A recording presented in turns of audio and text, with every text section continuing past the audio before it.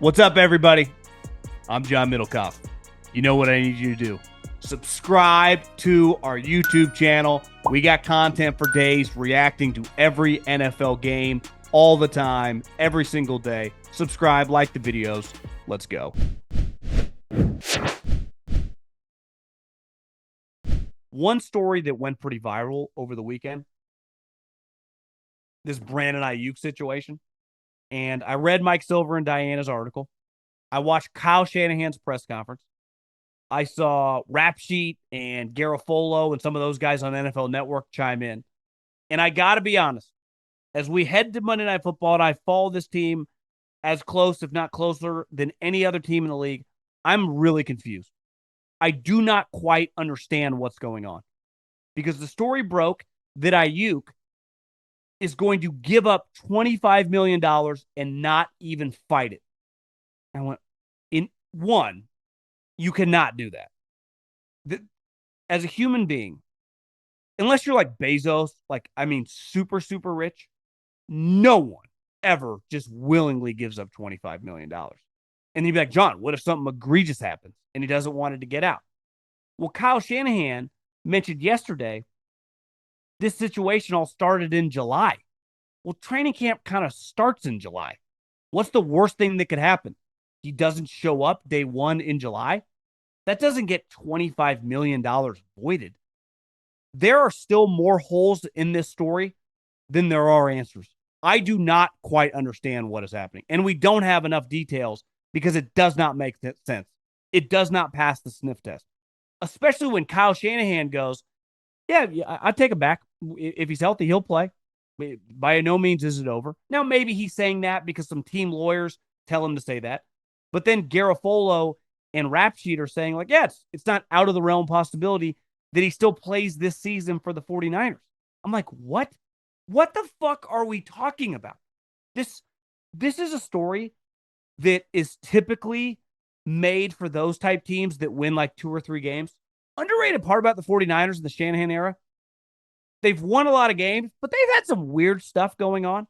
Now, clearly this situation, they regretted this contract, I feel like the moment the ink dried the day he signed it. If they could have a do-over over any contract or any situation, probably be Trey Lance because they want the first rounders back. But in terms of a veteran player that they re-signed, it would be this. Because this has just been a disastrous situation. Honestly, pretty embarrassing for everyone involved. That you're voiding guarantees, and clearly something weird enough happened that just the guy is not going to fight it. John Lynch's agent is also Brandon Aiyuk's agent. I just know this. There are things that do not add up. They do not pass the smell test. That is this situation. I'm still waiting for more shoes to drop before I just crush or take a position, because even Kyle said, never had this happen. What happened? What did he do? Not show up? Not show up gets $25 million voided? In what fucking world? That's why you have a players union. And then he's like, no, just don't even fight it. What agent and what union representative allows that to happen? Most times in situations, it could be like $300,000. It could be like an $800,000 bonus, and your agent, the union, would fight for it. Let alone $25 million. Honestly, I'm at a loss. I felt more confused. I felt like reading that article, I'm like, this is weird. And then I watched Kyle talk, and he's like, oh, this happened in July. Happened in July? Not enough could happen in July to make this happen. And then I started thinking, is Kyle trying to be careful about saying something that he'll regret? And then obviously people chimed in today saying that he could come back. I'm like, what? I found myself more confused at the end of the weekend than I did at the beginning when I first read the article. But just a classic situation of what a disaster.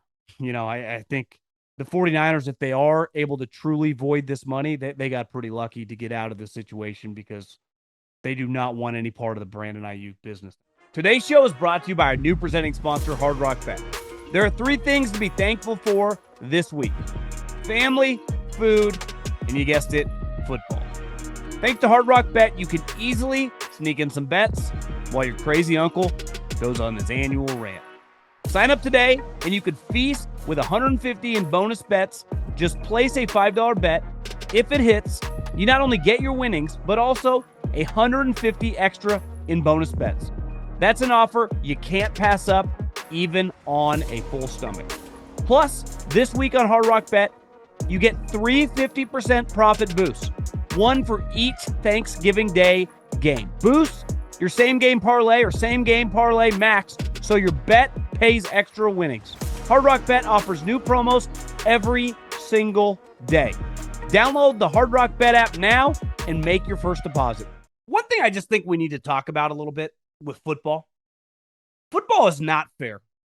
Guess what else isn't fair? Life. Do you think it's fair if you're Kyle Shanahan, you look out there and all the guys you're paying a lot of money are on injured reserve with casts and knee braces? Right? Do you think it's fair when just some random guy gets fired from his job because they don't need him anymore and he's worked for the company for 30 years? Life is not fair. And I heard, I like Kevin Clark a lot, and I heard him on with Ryan Russillo. And both the guys were like, it wouldn't be fair to not give J.J. McCarthy next year to be the starter.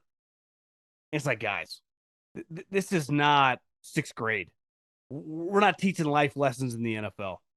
J.J. McCarthy, in his short career, is like the ultimate combination of disaster. He's not good or productive, and now he's always injured. It couldn't be going any worse. And we have recent examples of Anthony Richardson, of Trey Lance, of these teams pivoting so fast. And these aren't awful teams. Like Trevor Lawrence is going to be the Jags quarterback for 12 years. He'll just be the quarterback in perpetuity. When you're hell, if you told me Bryce Young's their quarterback for 8 years, somewhat believable. There is no chance in Minnesota, an organization that most of my life, going back to the 90s, the 2000s, the 2010s, the last couple years, that they might not win Super Bowls, but they consistently win. They are well run. And I know Kevin O'Connell made some comments about organizations fail players more often than players fail organizations, but sometimes players just aren't good enough. And I think we have to look back at J.J. McCarthy and go, it might have been the perfect storm. You wanted to buy into the guy, but it turns out he couldn't have bedded a better cocoon. He was on a team that really wasn't a fair fight. And the only good team, especially 3 or 4 years ago, they were playing in the Big Ten was Ohio State. He didn't have to do much. Handed the ball off and they played defense. He played for a coach that only wanted to run the ball. Obviously, now he plays for a coach that wants to throw it, and all the stats are out. He can't throw it. But I would say, as concerning as his poor play, we've seen a lot of young guys, Peyton Manning, Troy Aikman, come into the NFL and shit the bed early. Even Troy Aikman, I remember, was it the Cowboy documentary? Maybe I heard him say it in a podcast, that he thought after a year that they might just move on from him. He's like, I don't know if I'm going to last. Peyton Manning, rookie year, couldn't have gone much worse. But they were available. They were on the field. This guy missed his entire rookie year with a knee injury. Wasn't even available to practice and quote-unquote develop. This year, he has the longest ankle sprain we've ever seen, and now he has a concussion. And a lot of people think this is a fake concussion. This is a soft benching. Well, I follow the football pretty closely. A lot of guys, he's not the first and he won't be the last, a guy to get concussion-like symptoms either the next day or on the plane ride home. It happens. But there is no way around it that when you're not productive and you're not available, like in most industries, you're kind of useless. This is not like high school softball where we're trying to hold hands and bring everyone along and make sure everyone feels involved. I played on a high school football team. No one got cut. If you went out for the team, you got pads and a helmet. Everyone got to dress on game days. It's not the way the NFL works. And they're paying a lot of people on that team a lot of money. And I think J.J. McCarthy's time is, I know he's only played 6 games, but I don't just think it's ticking in Minnesota. I think it's in major, major trouble. And I think he's been so bad that you'd be hard pressed to even sign someone else and make him the backup. You wouldn't feel comfortable with him playing in games because what he's shown right now when he plays, you lose. And you look at some of these teams around the league, like their backup comes in, they can just win and function. And Minnesota goes, we're good. Look at the 49ers. What did I just say? Kyle Shanahan, Robert Saleh. Well, if you're Minnesota, what's your greatest asset besides Justin Jefferson? Kevin O'Connell, Brian Flores. Give me Davis Mills. Give me Mac Jones. Give me a guy who can just function. I'll promise you this. We won't go 6-11. We might not go 15 wins or 14 wins again, but we'll be closer to 10 than we will 5. And if J.J. had started every single game for him this year, I don't know if they win more than 4 or 5 games. He's just completely overwhelmed. Middlekauff, you got to give him time. Patience doesn't exist anymore. All these guys, there's too much money on the line. The clocks of survival for coaches, for GMs, for players is way too short now. There's no just give them 3 more years. No chance. If you tell me right now that J.J. McCarthy is the starting quarterback for Minnesota next year, I'd be stunned. I would be stunned. I cannot see it. The other thing about not being fair, the way the NFL works during the draft is, typically if you draft a Myles Garrett, a Nick Bosa, whoever really high, most people in the organization are fired up, right? The position coach, the coordinator, the head coach, the scouts, everyone's on board. Hell yeah. We just drafted Penei Sewell, Jamar Chase. Like, no one in the building disagrees. But as you go, once you get to the 3rd, the 4th, the 5th round, guess what? There are a lot of different opinions. It's like, the conversation I have most in my house? What are we doing for dinner? And I go, well, what do you want? She goes, well, what do you want? And we go back and forth. Well, imagine if you had, instead of just 2 people, you had 20 people. And this guy wants Italian. This guy wants Chinese. This dude wants Mexican. This dude's cool with cheeseburgers. Maybe this guy will do Italian, but he also kind of likes the Chinese too. Everyone's opinions are all over the board. And everyone in football has a different prerogative. Because if you're a defensive coordinator, you're going to want a defensive guy. If you're an offensive coordinator, you're going to go, we have a need here. And everyone's on different pages. So you see the video of Stefanski and Shedeur Sanders. And it's gone pretty viral. And I'm kind of torn because I do think it's a little over top on the reaction, but I also think it's a rookie making his first start. I think you could have you didn't even listen. He's given the game ball to one of the greatest players in the history of the sport, Myles Garrett, who looks like he's on pace for 30 sacks. Like right now, sitting here November 24th, if you said, John, how many sacks do you think Myles Garrett ends up with? He's got 18 now. Like next week against the 49ers, I think he bangs out a couple. Who else do they play? They got the Titans. The Bears O-line's not great. I mean, the Bills O-line definitely doesn't look good.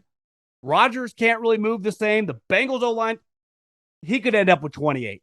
So it's like giving him the game ball isn't that weird. I also think rookie making his first start at quarterback, pretty easy one to go give it up for Shedeur, even if it's just an extra second or two. So I'm on board with a little weird. But here's the reality. Guys drafted in the 5th, 6th, 7th round, a lot of times the head coach might not even like that player. That might be the GM's pick. That might be someone, the assistant GM, pushing that guy on. Maybe the head coach likes that guy, but the coordinator and the position coach don't like that guy. Like, there are guys all over the league drafted, especially on the 3rd day, where people in the building, and this sounds crazy, do not like the player, do not want the player, do not want to coach the player. But it's just, you kind of have to. But still, we're all human beings. If you work with someone and you don't like them, you get to a point, especially if you're at their level where you're making a lot of money, it's hard to fake. And clearly, Stefanski drafted Dillon Gabriel. Now, anyone with the brain goes, Dillon Gabriel's not very good. Well, no shit. But Stefanski, who, listen, a lot of coaches, awful evaluators. So if you tell me that Stefanski was the guy banging the table for Dillon Gabriel, I can't look at Kevin Stefanski the same ever again. I just can't. Now, I can't blame him for Shedeur Sanders. The rest of the league wasn't touching him either. So it's not like, hey, man, everyone thought this guy was the next Andrew Luck. No one would touch the guy. But clearly, he doesn't like him, right? But here's the thing. Shedeur's no different than a lot of players all over the league. Their head coach or coordinator, whatever's not on board. Like, what do we talk about J.J. McCarthy? Production-based business. Play well enough. Keep making plays. There's nothing they can do. They can't take you off the field. The other thing, if you're Shedeur, look at the guy you're competing against, Dylan Gabriel, dink and dunk capital of the world. I mean, he's just the competition's not great. So the thing with Kevin Stefanski, that's happening all over the NFL with late round picks. People are mad at guys on there. It's not, I don't think, abnormal. Now, it's not as public. You know why? Because most 5th, 6th, and 7th round picks, you, me, and everyone else watching football does not care about. No one cares. And really, you never see that. This is the most public situation with a 5th round pick as a rookie I can ever remember. Right? This would be the equivalent. It has a Tebow quality. But there also now feels like some tangible dislike. But if you're Shedeur, like, go out and make some plays. You get the 49ers this week. Their defense, they have a good defensive coordinator coming off a short week. You get them at home. I haven't checked the weather yet, but Purdy has not played well in weather games. So who knows, the 49ers might not score that many points. I also think the overreaction, they had 11 completions.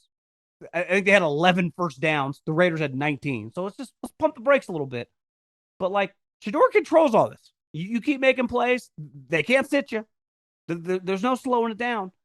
Stefanski, you'll win that battle, because what happens? They typically fire coaches. They don't fire players that show promise. If there's a battle between the two, I know who Jimmy Haslam will pick. Google how many coaches he's fired. Pretty sure it's a lot of them. So I just think this notion of like it's not nice. It's fucking football. It's like he doesn't like him. You're starting now as a 5th round pick. It's all, in front of you. So all these excuses, all these people complaining, it's like, just, he goes, makes plays. Everyone will shut up, and Stefanski will be fired at the end of the year. It'll be that simple. And honestly, the way Stefanski, maybe he wants to get fired. Maybe he's just tired of working in Cleveland.